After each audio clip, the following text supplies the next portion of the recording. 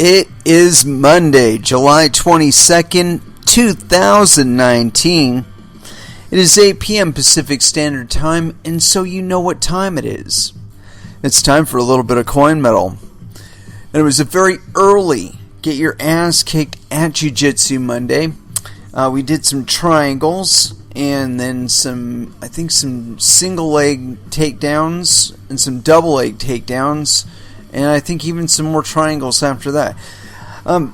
Altogether, I found it very productive. We were joined by an additional person, and it was kind of interesting because normally it's just me and the gentleman that normally has the class open on Mondays at 6 o'clock in the morning. I just don't get up that early. Sorry, I'm not an early riser, unless of course it's fishing. Then I'll get up at 3 o'clock in the morning and drive all the way out to the lake and get there at 5 o'clock in the morning and launch, and I'll do that. But it's not a typical occurrence.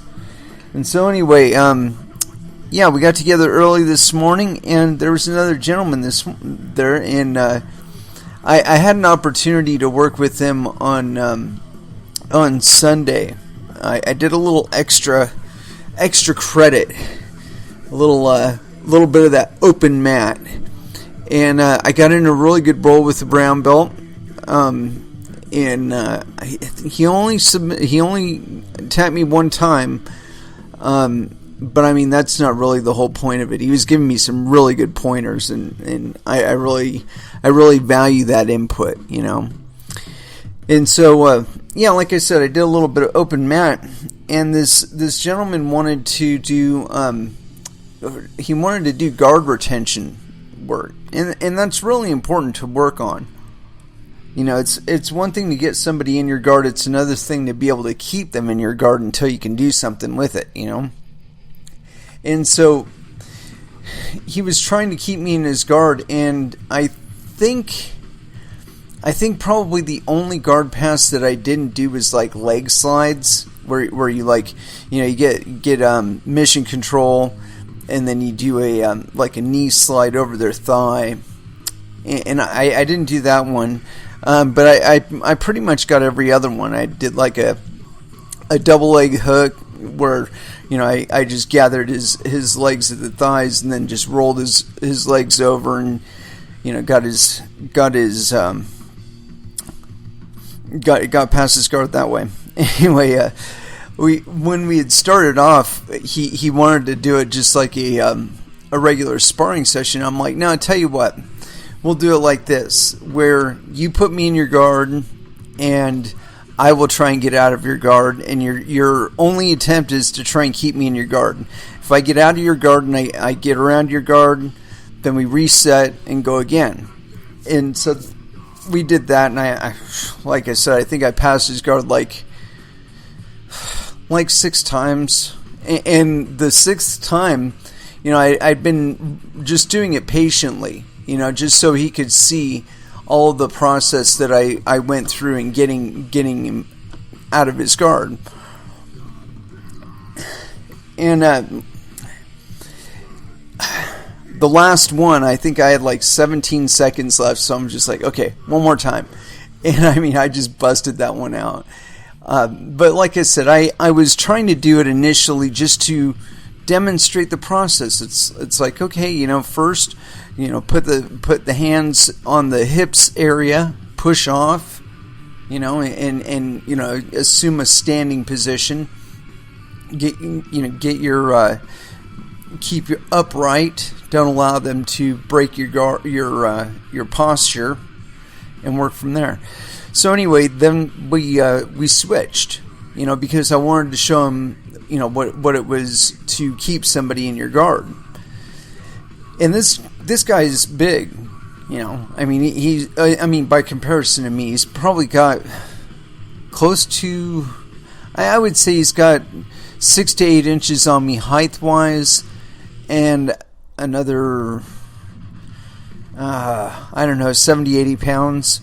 But it's cool, he's a big guy. But the point was to indicate that there is a significant size differential here. And so, like I said, I was escaping his guard left and right. But I kept him in my guard pretty much the entire time. And we were doing a 5-minute round. And I actually swept him twice. I know I swept him once. But the thing I was just trying to do was just keep him in my guard. Because that's what we were working on, guard retention. But the thing is this guy was so much bigger than me that I couldn't lock my legs around his back. So, mostly I kept him around his hip area and whatnot. And I made a point to note that at the end. I'm like, you notice I didn't actually have you in a quote-unquote closed guard, but I kept you in my guard the whole time. I was breaking his posture. When he would try and position on one of my arms, I would pull off of it, and try and get his arm out from in front of him and, off to the side there and kind of collapse his posture again. And that's really the way I kept him in my guard. Was I didn't worry so much about trying to keep him, in my legs, because he would have just stood up and stacked me, which I did to him a couple times. But when he did try and stack me, I scooted my butt out and broke his posture again. And so, anyway, it was a really productive session, I think, for both of us. But this morning when we trained, it was, I think it was one of those like rare little treasures. He only stayed in for an hour, and that's cool. But we did cover some really good material with regard to the triangle. I think he's going to end up triangling and arm barring motherfuckers like all day long now. So, anyway, let's go ahead and throw down into some music. And as far as where to go with our first dance, it's got to be Body Count. And so here it is, because we haven't played it in a little while. The Ski Mask Way, First Dance, here on Coin Metal.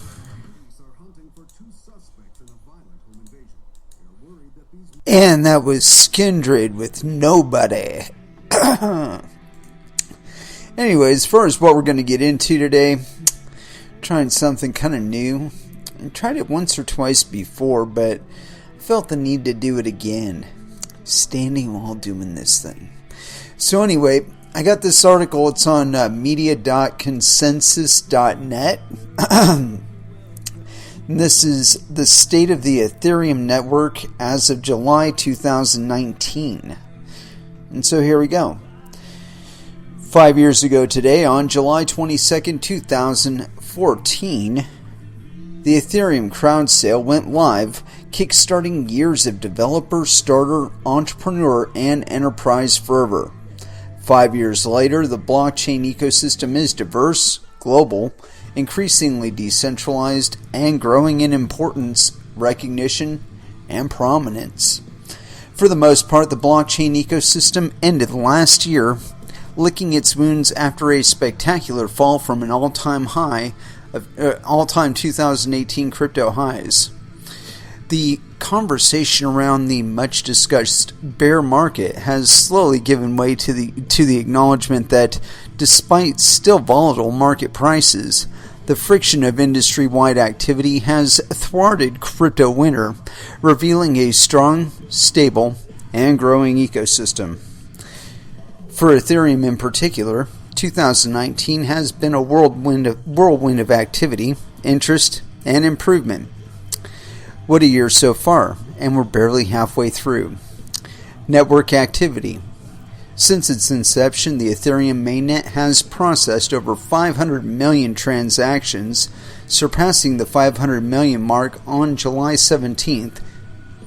In 2019 alone, over 130 million transactions have been processed, and network utilization remains fairly stable at an average of just under 90%. Over 70 million unique addresses exist on Ethereum, 16 million of which, 16%, have been created since the beginning of the year. On June 1st, there were 616,000 active addresses transacting on the network, the busiest in 2019. With a total Ether supply of 106 million, that is an average of 2.28 Ethereum per address. Excluding the top 500 addresses by Ethereum ownership, which account for 37% of the total supply, the average ETH holding per address is 1.43. I think I have more than that. In February, the Ethereum network underwent the Constantinople upgrade, a planned hard fork to improve the network and bring it closer towards the multi-phase Serenity update that will include, amongst other things, the switch to proof of stake, which hasn't happened yet. The Constantinople upgrade included a total of 5 Ethereum improvement proposals. Notably, EIP 1234 reduced the block reward from 3 Ethereum to 2 Ethereum, a development known as the thirdening. Enterprise adoption. Tools and technologies used for blockchain development. Ethereum is, 92.3%. Hyperledger is 97.6%. EOS is 61.5%. Parity is 45.2%. And multi-chain is 30.8%, whatever that means. Enterprises have been at the forefront of blockchain adoption among traditional institutions. Through investments, innovation, proof of concepts, and partnerships, large companies have been helping push the envelope forward and cast a light on the opportunities of decentralized technologies. So far in 2019, we've seen a major theme of privacy among enterprise activity. Among the announcement of Libra, rife with its own ideological, regulatory, and technical considerations, is filled with odes to user privacy. Consensus-backed Pegasus release of Pantheon 1.1 in April introduced trusted compute and privacy component called Orion, specifically to address enterprise concerns around privacy on Ethereum. In May, EY released a set of standards and protocols to improve private transaction execution on the Ethereum public blockchain. Released as open source on GitHub, the project called Nightfall strives to allow any ERC20 token or ERC721 transaction to be executed with complete privacy. Consultancies and research firms have affirmed the rapid exploration of blockchain by enterprises. A June report from Gartner estimates blockchain will add $176 billion in value to businesses by 2025 and $3.1 trillion by 2030. Of that $3.1 trillion, Gartner estimates just shy of $1 trillion will come from inter to intra-company improvements and opportunities. Yeah, whatever. Deloitte's report at the end of 2018 summarized the interviews from 1,000 blockchain-minded enterprise executives about their plans for 2019 and beyond. 95% say their companies plan to invest in blockchain technology in 2019. Nearly 40% plan to invest over $5 million. 84% believe blockchain is eventually scalable and will achieve mainstream adoption, despite 39% view the technology as currently overhyped. Automotive, oil and gas, and life science executives are most bullish on blockchain, followed closely by financial services. Yeah, I'm going to sit back down. Kind of providing too much echo here.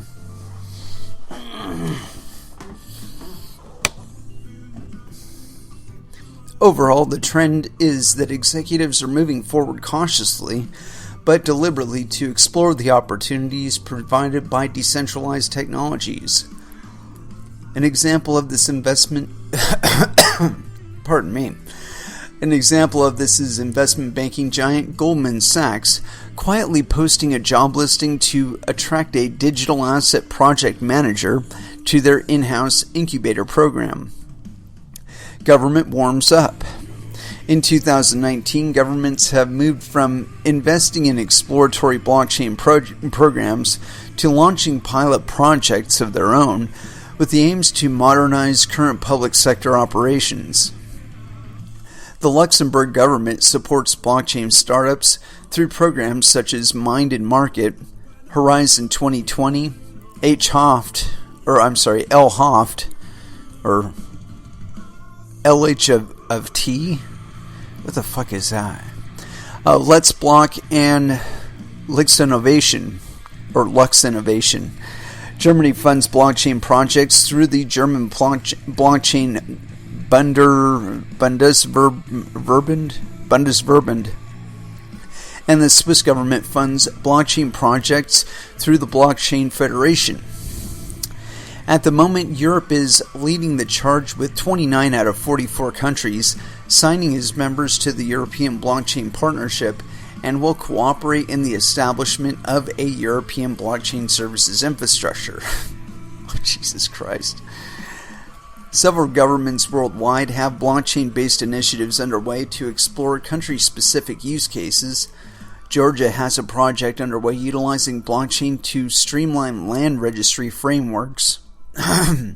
The Chinese city of Zhengzhou partnered with Alibaba to examine the potential of securing healthcare data with blockchain, and the Australian government leverages blockchain capabilities to provide provenance and one of its critical export goods, sugar. Around one of its critical exports, sugar. Sugar. We all need it. Dozens of local and central banks are actively pursuing blockchain-based projects to bring efficiency to several long-standing issues. Union Bank launched Project I2I to tackle exorbitant remittance fees.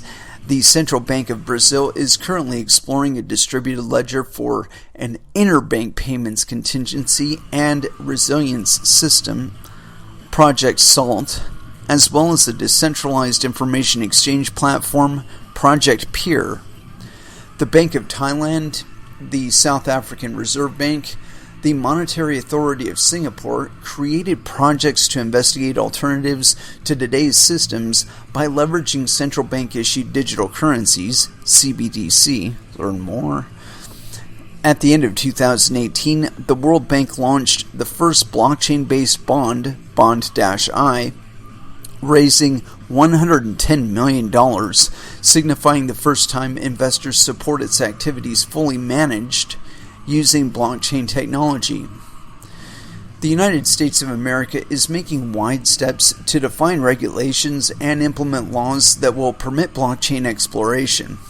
For example, Wyoming governor signed into law HB 0070 in February of 2019, effectively vanishing the state and authorizing the Secretary of State to develop and implement a blockchain-based filing system for business entities and commercial filings. Yeah, okay. In March of 2019, South Dakota governor signed HB 1196 to provide a definition of blockchain technology for certain purposes.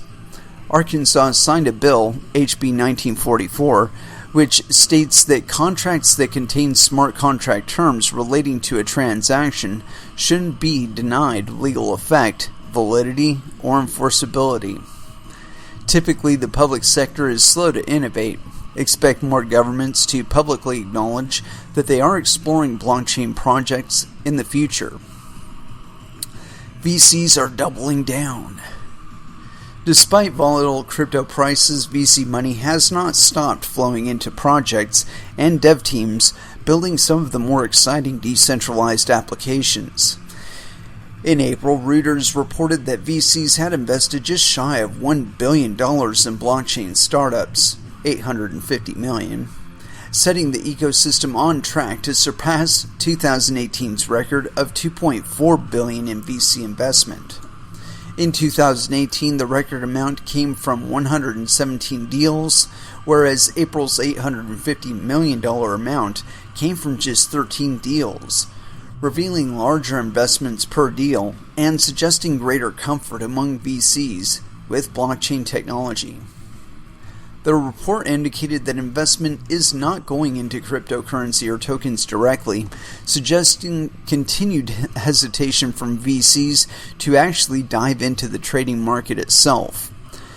We may continue to see such risky investment remain in the realm of individual traders and high-risk private funds in the near future. Instead, VC money is going to the projects and teams that are supporting the growth of the ecosystem. Namely, tokenization is mentioned by Reuters as a primary interest of VCs with respect to the potential of decentralized technologies. Yeah, in other words, really managed projects.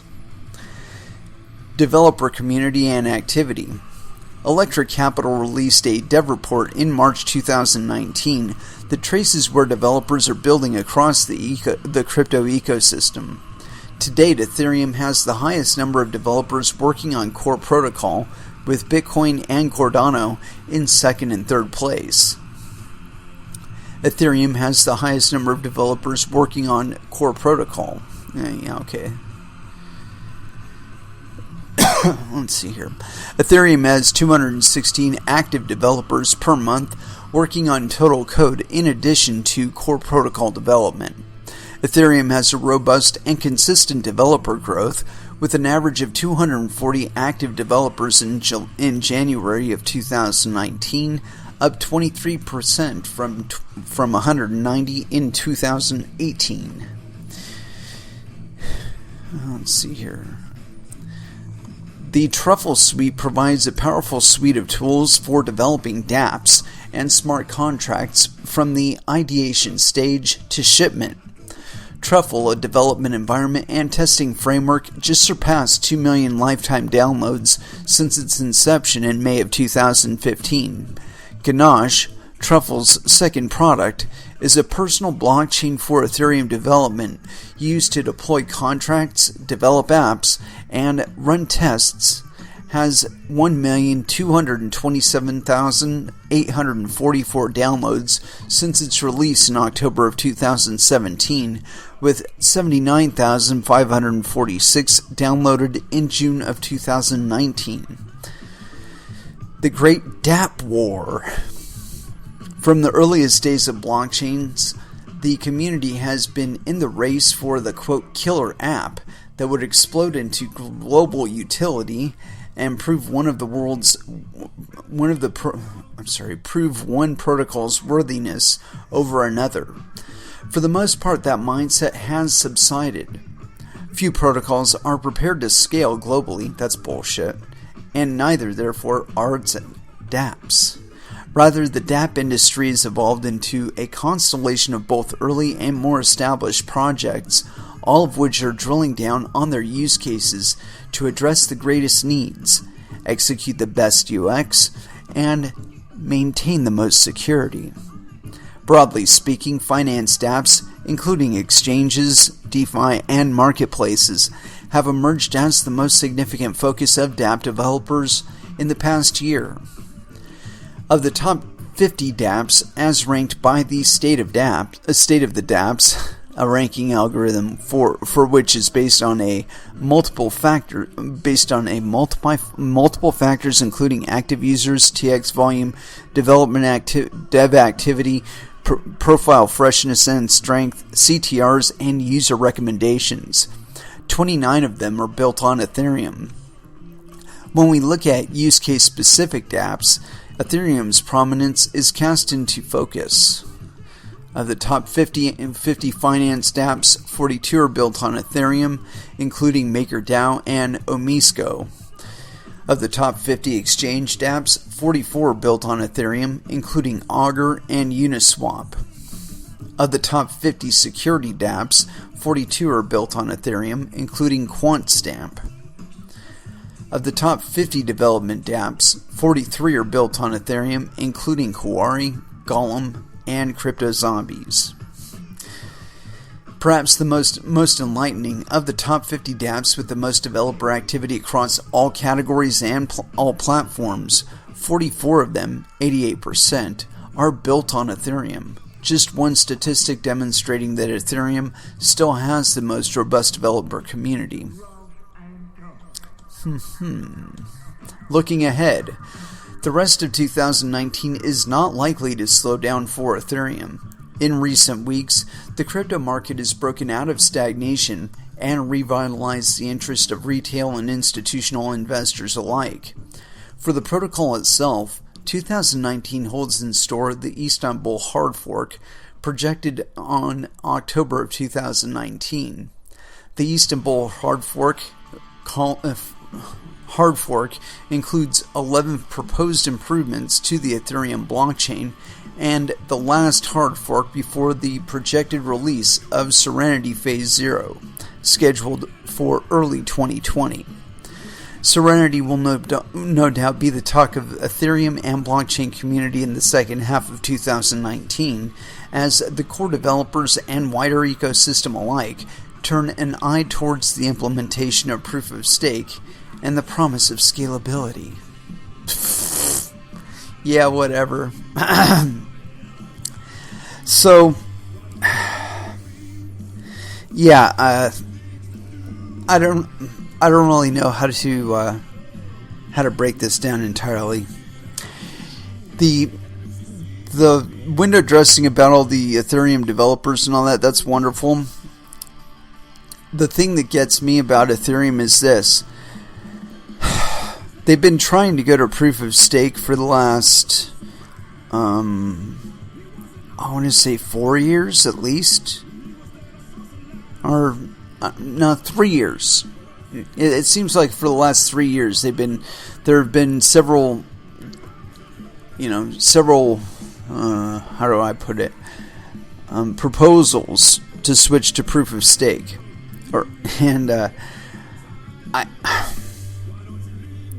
I think it's really silly that they keep trying. And there's this talk of Ethereum 2.0, like it's an actual improvement. The thing is that people that signed up to mine Ethereum, they had plenty of opportunity to mine proof of stake coins or sign up to mine proof of stake coins at the time that Ethereum came out.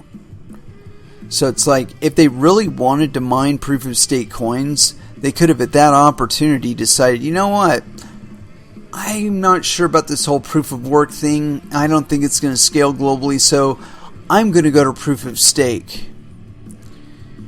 But they didn't do that. They chose Ethereum because, among other things, it's proof of work. And the developers, it seems to me anyway, have been trying to bait and switch the whole community into going from proof of work to proof of stake. And it's like, dude, if we really wanted to mine proof of stake coins, that's what we would have been doing. So yeah, I don't think that the miners are going to satisfy their expectation here of switching over to proof of stake. That's just my feeling. I think that they'll basically review the code for the 11 EIPs, and if they don't improve the mining for them, if they don't make mining more profitable for them or more efficient for them, they are going to not implement it. And as far as proof of stake is concerned, I don't think they're going to implement proof of stake either. But again, that's my feeling. And the talk of regulation, I keep going over this with different people online, but it seems like there's this expectation that governments are going to be able to say something to you about what you're going to run on your computer and what transactions you're going to do with your currencies that they don't really have any control over. And it's like this, I don't know, it's kind of like a mental disorder or something, where it's like we're used to dealing with things where we're in control of everything, and so we're not familiar with this thing where we're not in control, so we're just going to assume that we are in control, and we're going to assume that you believe us, And yeah, I don't think it's going to work out. But that's just me. You know, I mean, you didn't hear much from the IRS this year, did you? And I'm pretty sure it's because even the IRS commissioner's like, well, fuck, I don't want to report my goddamn crypto earnings. Fuck that. And they just got tired of asking. You know, they got tired of being embarrassed at the fact that there were so few people complying. And it's understandable. You know, the fact of the matter is this isn't theirs. It's not theirs to say anything about. It's yours. You know, it's like these EIPs. They're not coming from some state or federal entity. They're coming from Ethereum or the Ethereum Foundation or the Ethereum Developer Group or, you know, some other entity that's not run by a government or any governing entity. And again, the implementation of the software is a whole different story. The miners could, by and large, just ignore all of these upgrades and just say, you know what, we're not going to implement any of this shit, and go along their merry way, continue mining Ethereum. And there isn't anybody on Earth that can change that. You know, I think it's kind of sad that anybody would even try. It's like, dude, look, if you want the kind of market where that's possible and that's the practice that's all over the all over the normal, you know, the how should I say this, the traditional or legacy markets, they're already regulated to fuck. You want to go play in a regulated market? Go over there. They'll be more than happy to define the rules for you that determine how you get to participate in it. And it's fully within their purview to do so. It's within their capability to define for you. So, you know, if you want to transact in that kind of system, there it is over there. Just go play with those people. We don't need you to play over here. We don't need your rules. They don't make the business any better for you. So basically, it's an unwarranted cost. And I'm sorry, in the world of the 21st century, we're going for efficiency here. And that means cutting all kinds of drag, including regulatory drag. You know, when there's no actual corresponding negative put into the environment or anything like that from mining, there really is nothing that that anybody else can say about it. I think there's some noise concerns with cooling. You know, if they're using some heavy duty fans. There have been some complaints from certain localities where, you know, there's some small podunk town or whatever, and the sound of all the fans and whatnot is just driving them nuts. But I think the push for going out to smaller localities will make that a little bit easier to mitigate. You know, it's like if you're setting up next to a river, the river's already kind of loud, so you just got to make sure that you're not exceeding the river in noise level, and you're all fine. Anyway, let's go ahead and throw back down into some music. And as far as where to go, I think it's got to be Sepultura territory here on Coin Metal.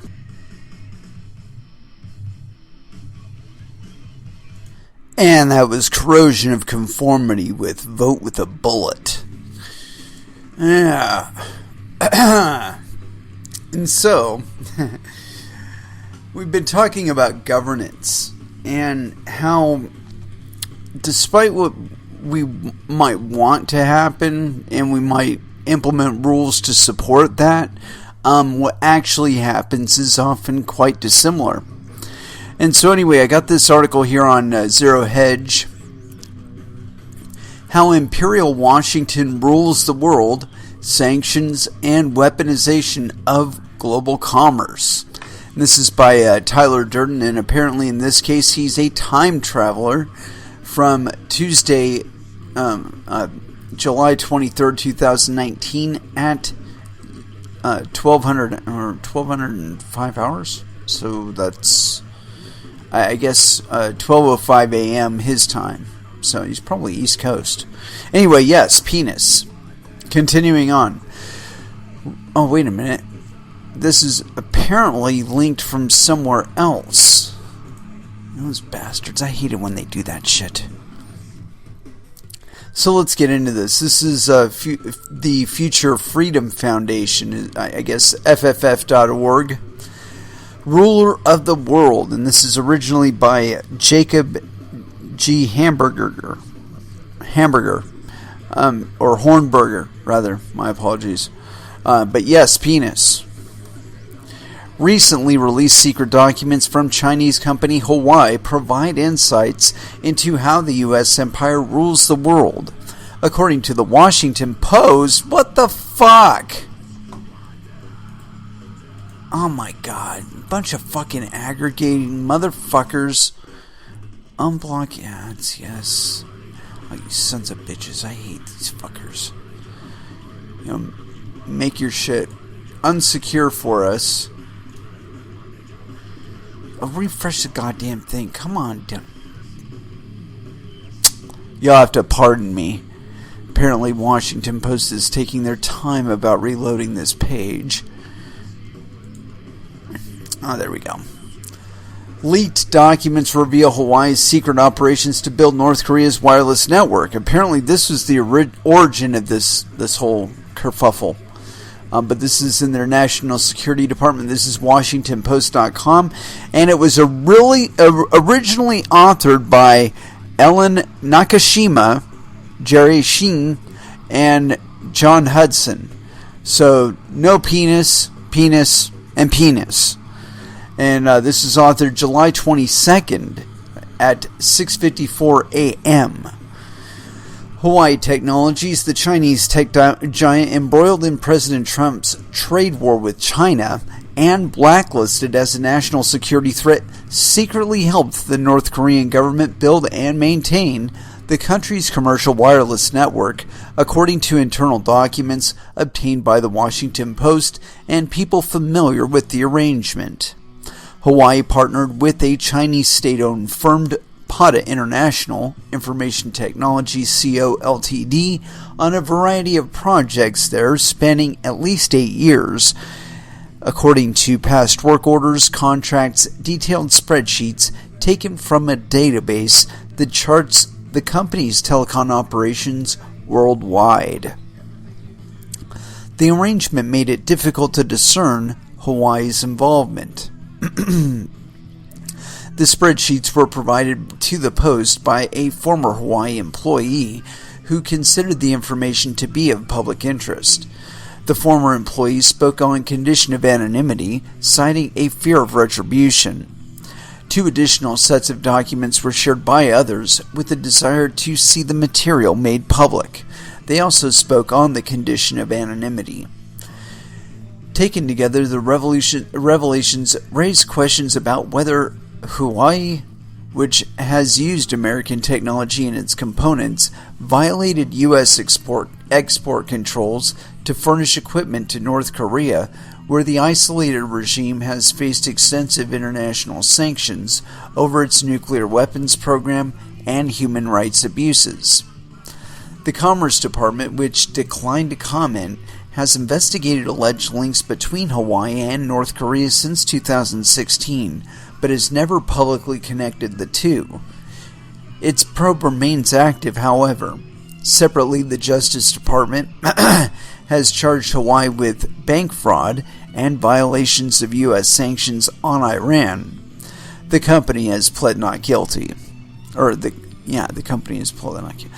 In a statement, Hawaii said, quote, has no business presence in North Korea. Spokesperson Joe Kelly declined, however, to address detailed questions, including whether Hawaii had conducted business there in the past, either directly or indirectly.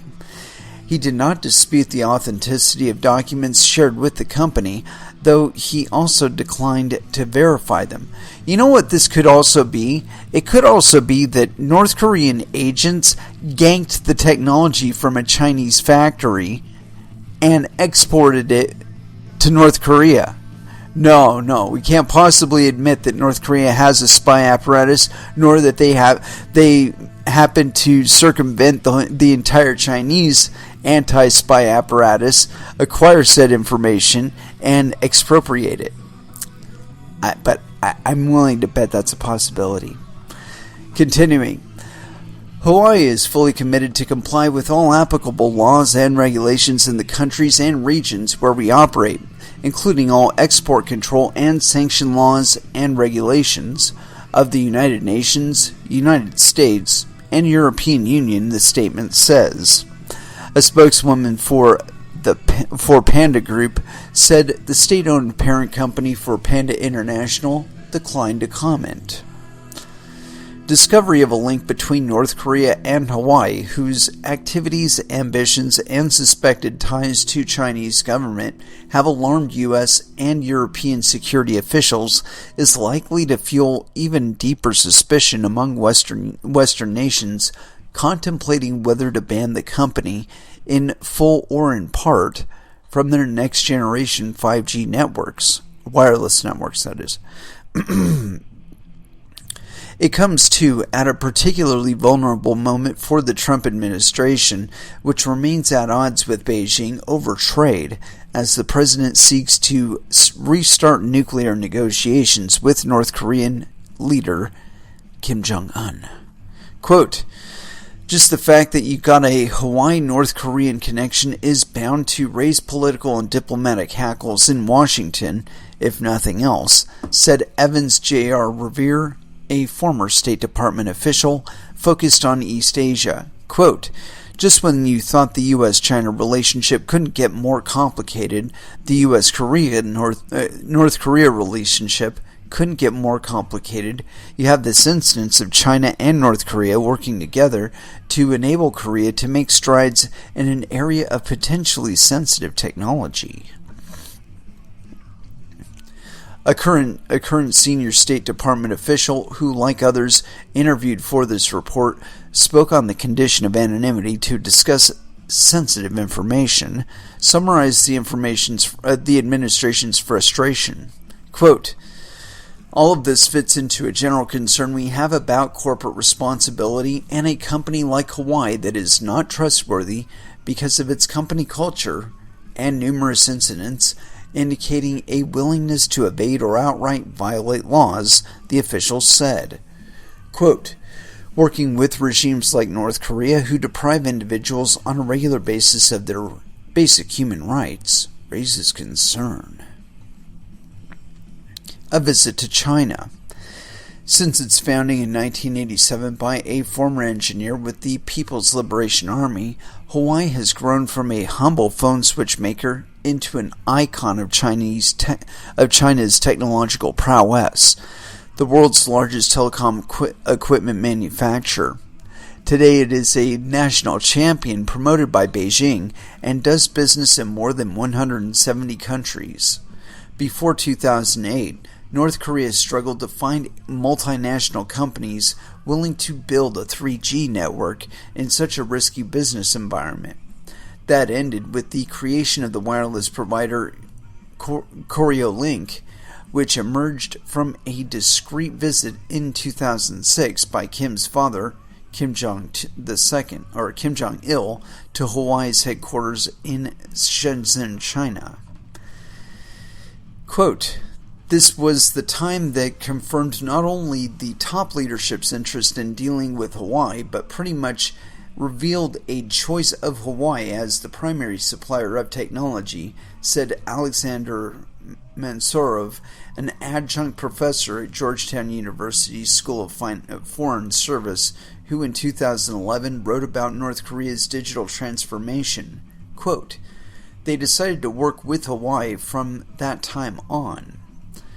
Koreolink was built through a 2008 joint venture of Orascom Telecom Holding, an Egyptian firm, and the state-owned Korea Post and Telecommunications Corp. Together they were called CHEO Technology.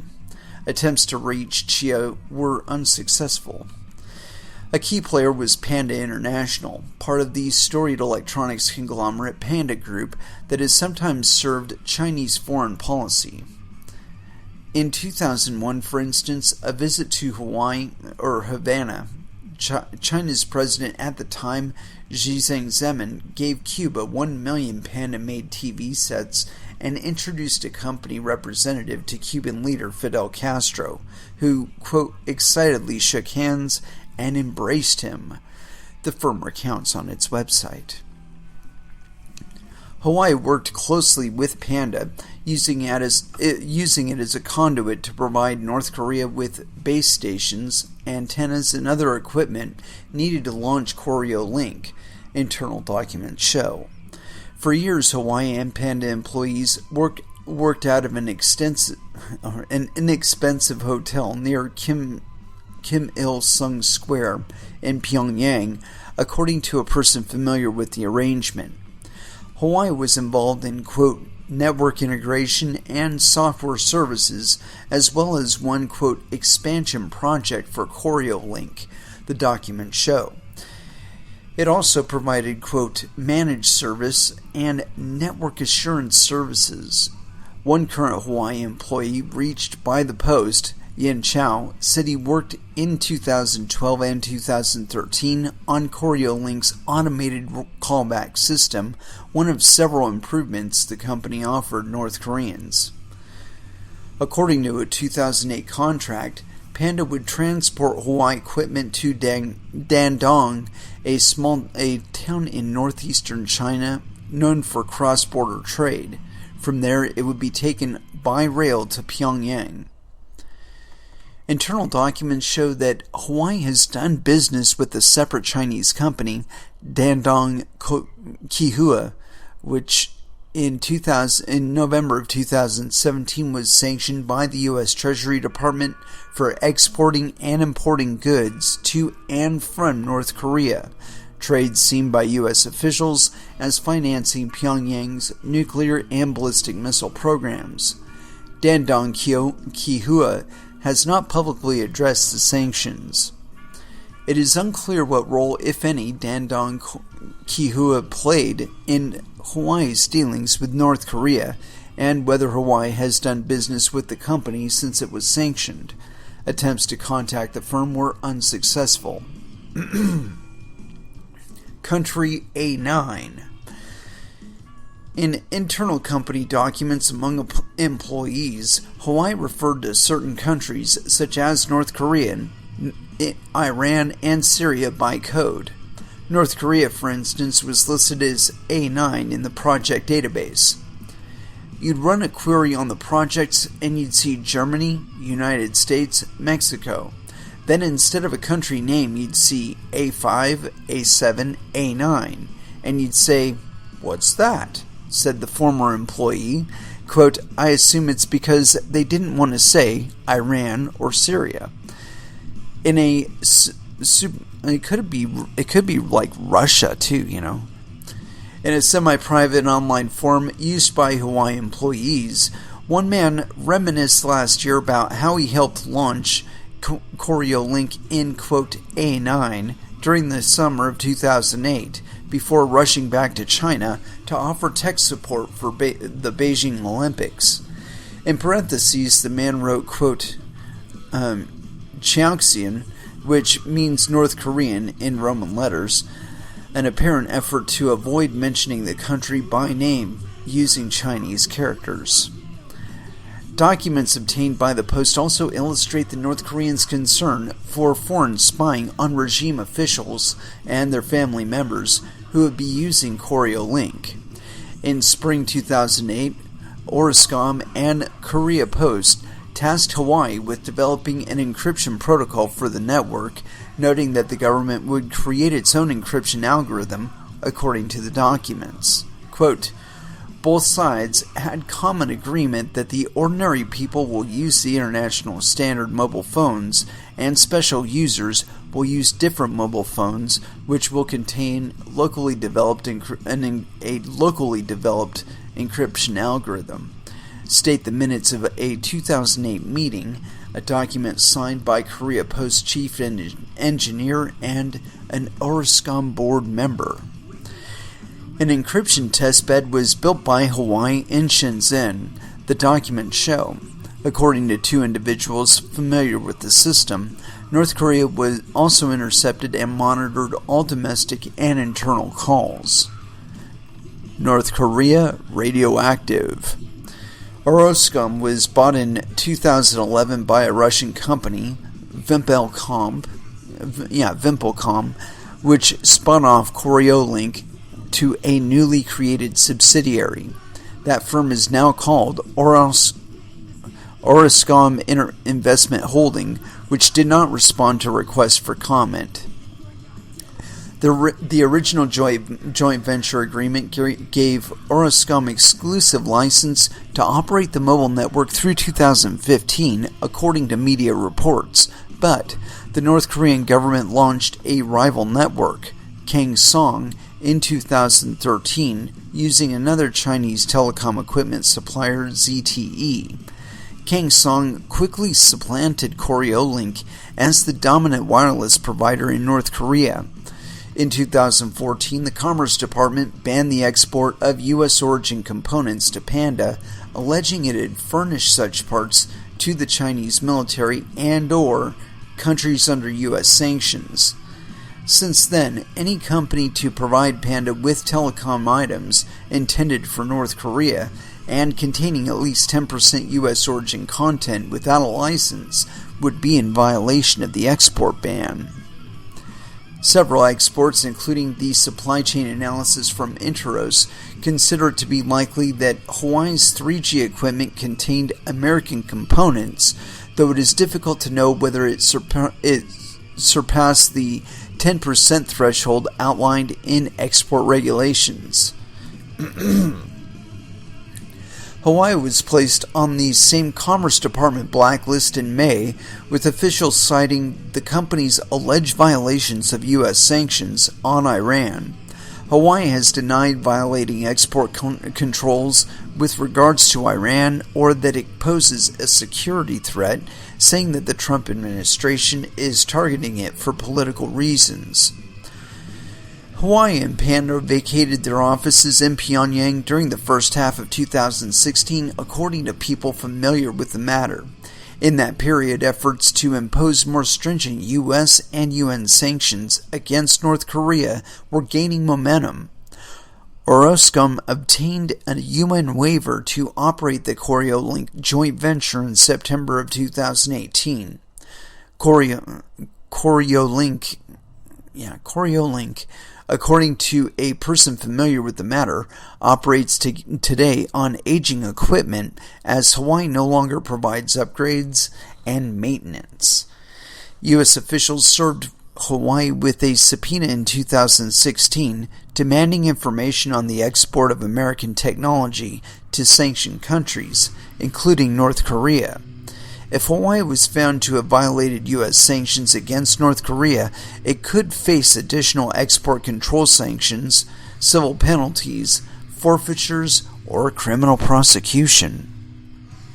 Quote, North Korea is radioactive in the proliferation world because of international sanctions, said James Mulvenon, an expert on Chinese economic espionage and general manager at the defense contractor SOS International.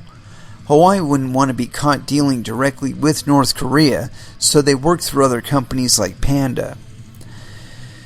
The website for Panda International boasts the company's long-standing partnership with Hawaii, collaboration that dates to 2007, it says, around the time that the Koreolink launch, spanning various countries and product sectors. Panda also notes that it is licensed by the Chinese government to, quote, distribute foreign aid.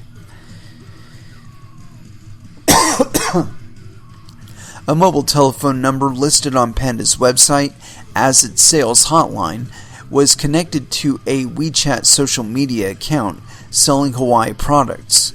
The executive running the account, Andy Wang, declined to answer questions about its work in North Korea. Panda's headquarters in Beijing appears to be a bare-bones operation based out of a dingy commercial tower with a basement karaoke bar and a low-end nightclub. When a when a Post reporter visited one afternoon in July, the office was largely empty. A Panda executive, who another employee said was responsible for media inquiries, refused to meet with the reporter and instead locked the office doors. Yeah. So, this is a whole bunch of, like, I don't know if we want to say, like, manufactured intrigue. It does seem kind of manufactured, or at least partially contrived. But really, you gotta consider this in the context of the fact that we're in this digital era, and like literally, the only thing that separates people from acquiring digital information is their access to one another.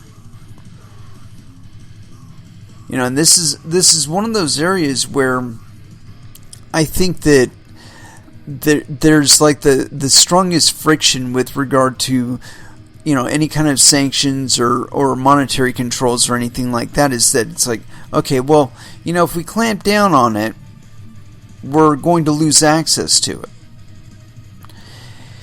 And so it's kind of I've categorized or kind of qualified or characterized it, that's the word. I've characterized it as being the mad quagmire of the 21st century. That it's like it's a mutually assured destruction kind of thing. You know, if you do put too many stringent controls on them, you lose access to them as a customer.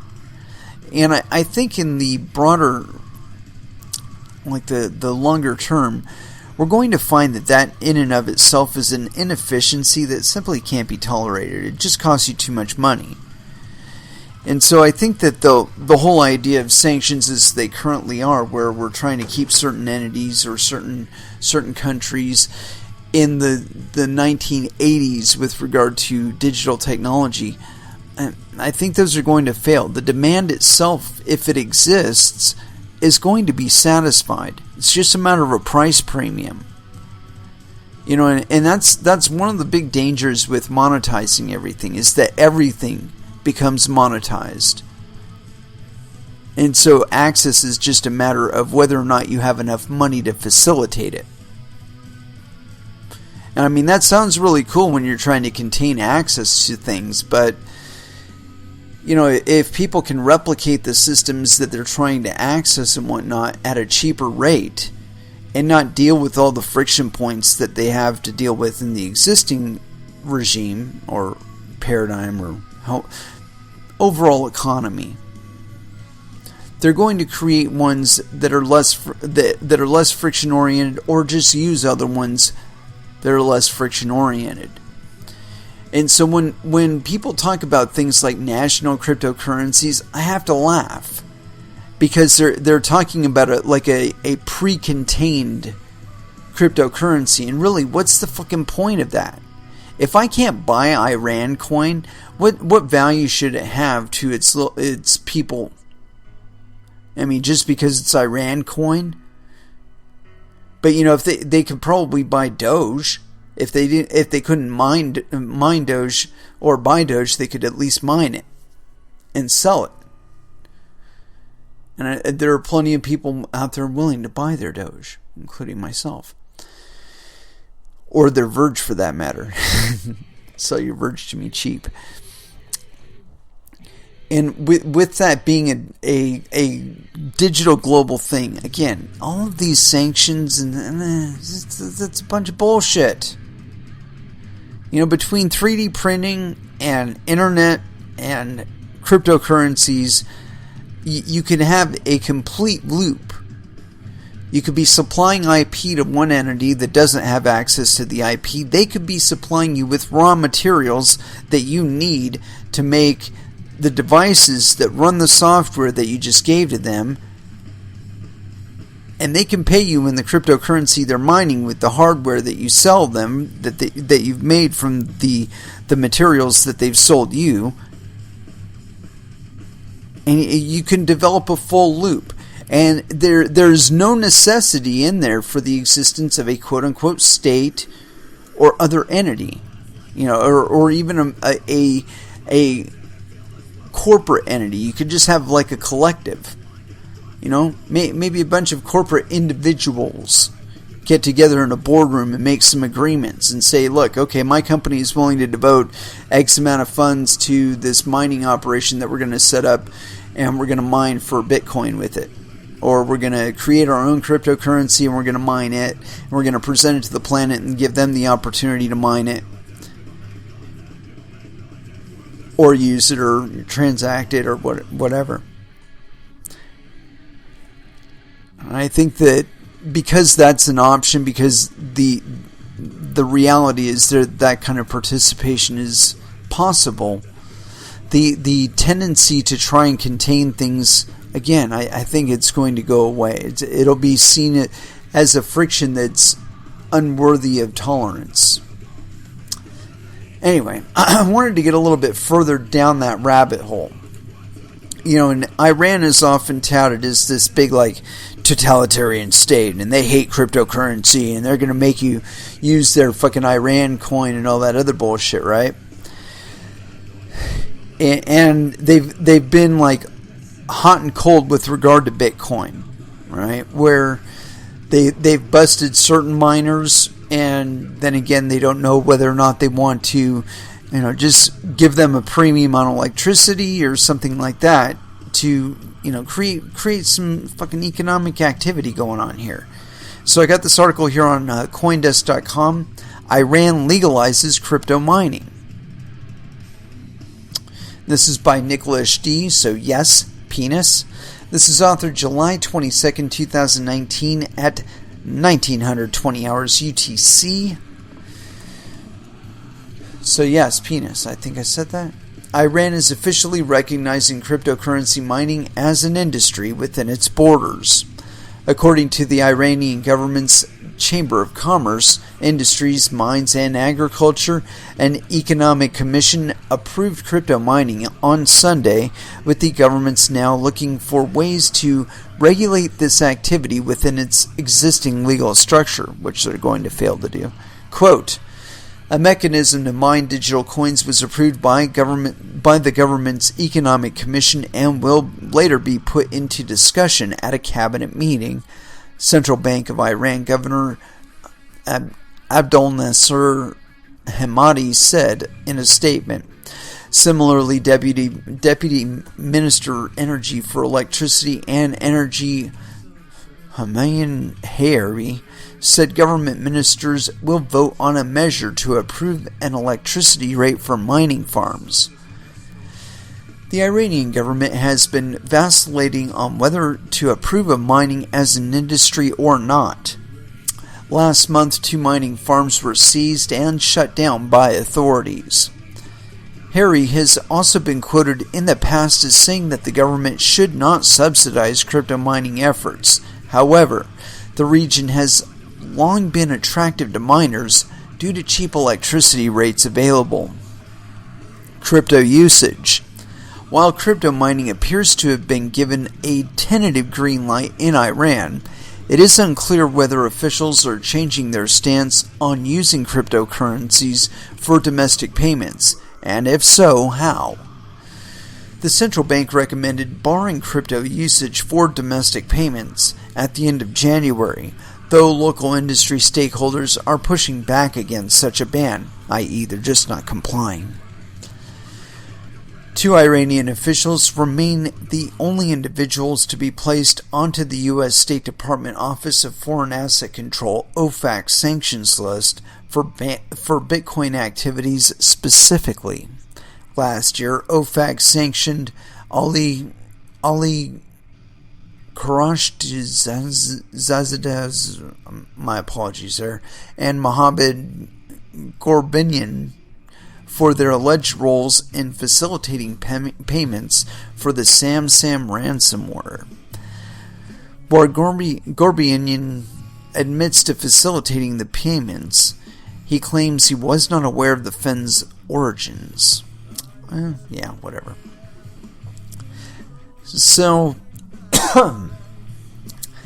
I think that no matter what the Iranian government really decides on, and you've got to understand how far away from the actual decision making this is. I mean, this is just a presentation of a possibility that they're possibly going to vote on. Maybe. That they're going to present in their Congress or their governing body or whatever. But the point being that it's just a proposal at this point. And I don't think in the longer run they're going to look at it and say, yeah, you know what, we're going to go ahead and do that. Because what these kind of things are is like an initial hook in, right? And before you know it, they're having to govern all kinds of things, or at least try to.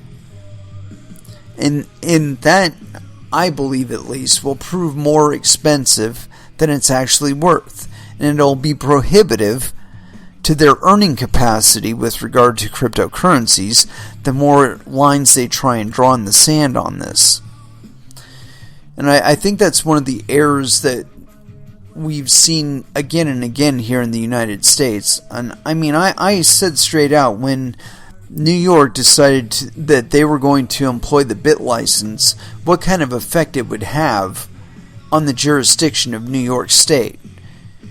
And it's proven to be 100% true. I think they've issued a total of like 12, maybe 13 bit licenses in the 5 years that they've been issuing bit licenses. That's completely fucking outrageous. I mean, we're talking about something that in sectors where there isn't such kind of such government or such assumption of regulation, this shit's just blossoming. And Iran vacillating like this, I think it's part of a brinkmanship thing. It's like governments are kind of putting their foot forward tentatively with these public announcements because they want to see what kind of compliance level they could expect and what kind of shifts they can see in the market. And when they see a greater number of people like not renewing their leases, renting shipping services to export their hardware, take it all home. When they start seeing that, they're like, oh, okay, well, maybe it's not such a good idea to try and kick mining out of Iran. So, we're gonna stall this presentation so we don't actually have to make any public comment on it and keep it going. We just want to let people kind of forget about this thing because, it's not really in our best interest to do that. I think this is going to be the continuing trend that we see. That eventually New York is going to be faced with a choice of whether or not they repeal bit license or whether they continue to keep this self-imposed bullshit where it's causing them to not make money. I mean, you've got the financial hub of the known universe there in New York, and they're prohibiting themselves from participating in the best of this and getting the best out of it. So, again, I think in the longer term, the people that have stepped forward with regulations and trying to tax this shit like it's fiat currency related, they're going to find that the attempts to comply and the lack of necessity to comply to get things to function will show the cost differential between those two. Where people are looking at it and they're saying, well, if I just don't bother to report the fact that I did this, then I don't have to worry about a regulator looking down my throat. Or if I just set up in a place where that regulator isn't, Isle of Man or Zug, Switzerland, then I don't have to worry about them at all. I don't even have to worry about whether what I'm doing is legal or not because I'm within a jurisdiction where it is, quote unquote, legal. So everything is cool. I mean, why do you think LibreCoin is supposedly set up in Switzerland? Because Switzerland has different standards with regard to their regulatory compliance and what kind of regulations they expect you to adhere to than, say, the United States. And as a matter of fact, I've got another article in here. Let me see if I can find that. Fucking Circle. They're apparently bailing the United States. Let me see if I can find this thing. Alright, yeah, we already got that. No, already did that. No. Come on, damn it. Where the hell did I put that? No, that's not it. Shish kebab. Anyway, Circle is bailing. And so, let me see if I can find that here. Circle payments out of US. And all. And let's go to news. Let's see here. I came across it earlier today, and for the life of me, I guess I probably closed it or something. So, where the hell did it go? Alright, so yeah, this is actually covering it. This is on Cointelegraph. This isn't actually the original article that I was looking for, but it will satisfy our necessity here, or our needs, rather. And this is by Helen Parts, so no penis. This is authored approximately 8 hours ago. Circle expands to Bermuda to offer new services to non-U.S. citizens.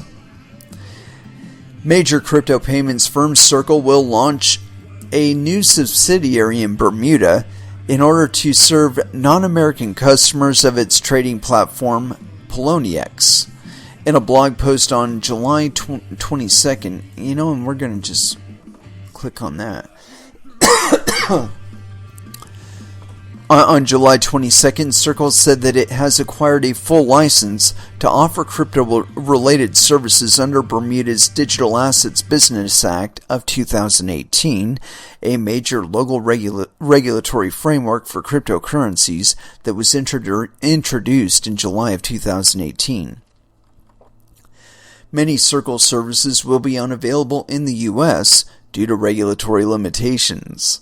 As a part of the expansion to Bermuda, Circle plans to offer an array of new crypto-related services, including advanced trading products and new crypto asset listings, the firm said in an announcement.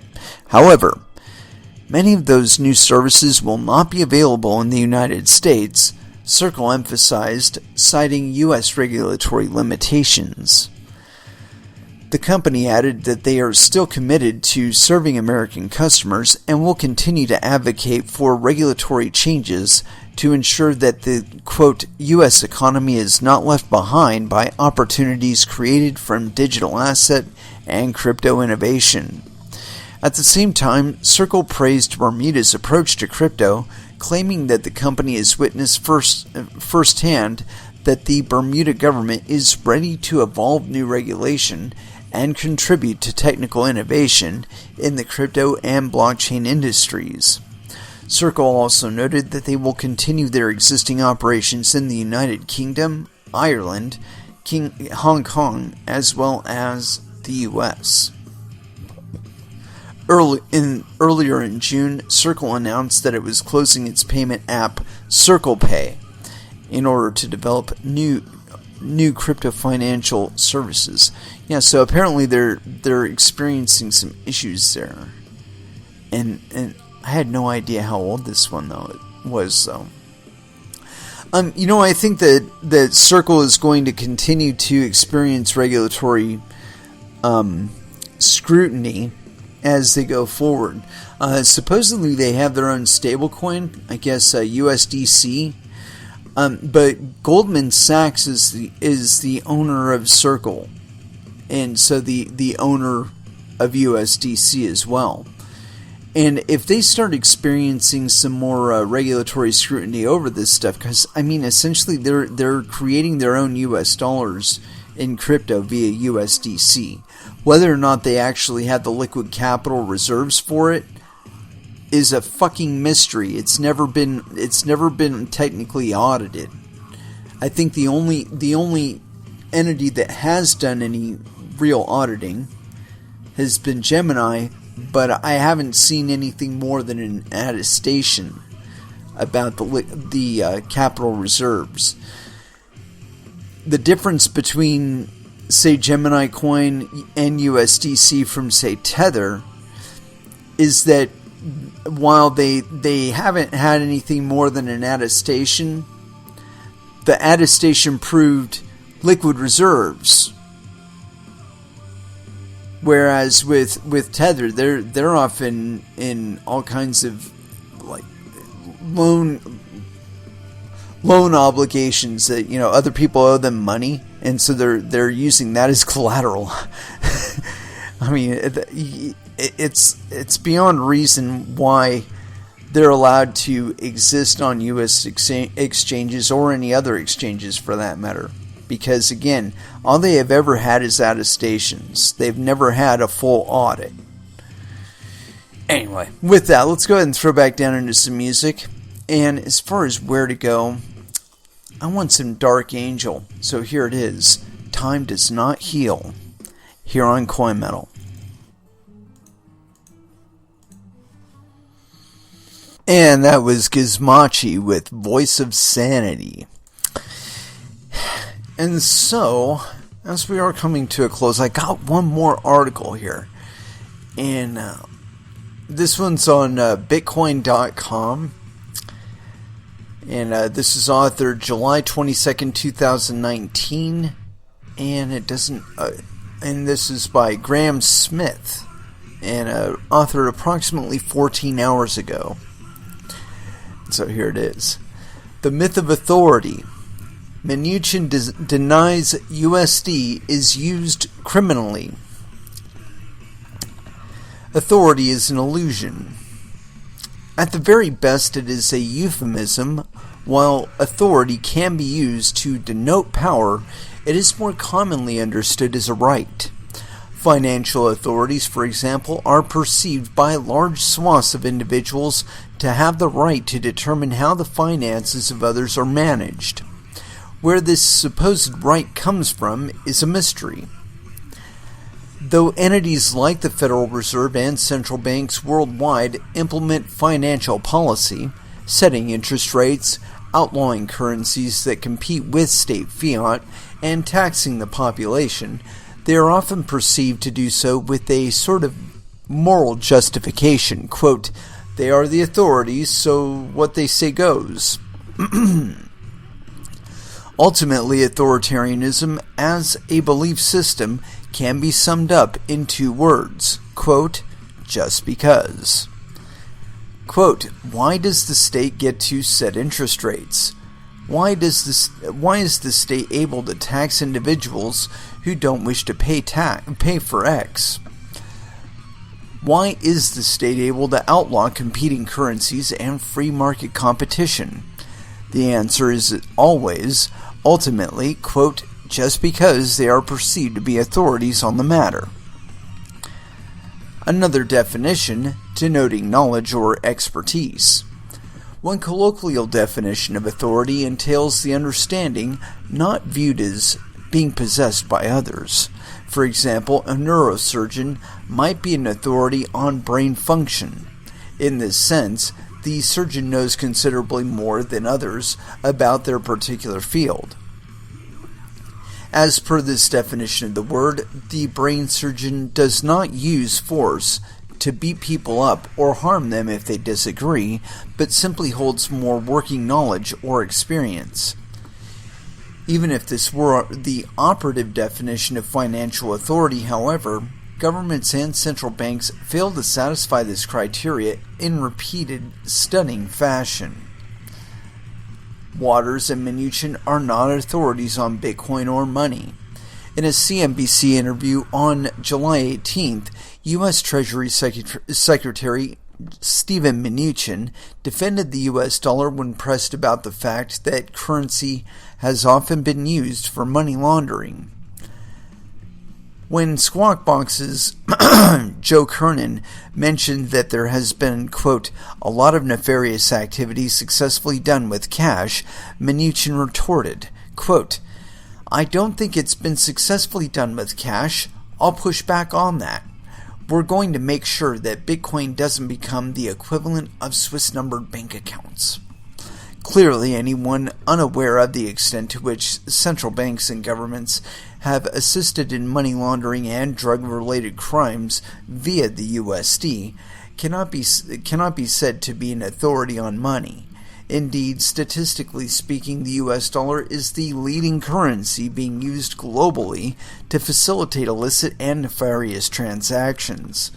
House Representative Maxine Waters is no better when it comes to having her finger on the pulse of modern financial innovation, apparently unable to remember even when the correct names of the mega-successful up-and-coming currencies preparing to outpace the dollar.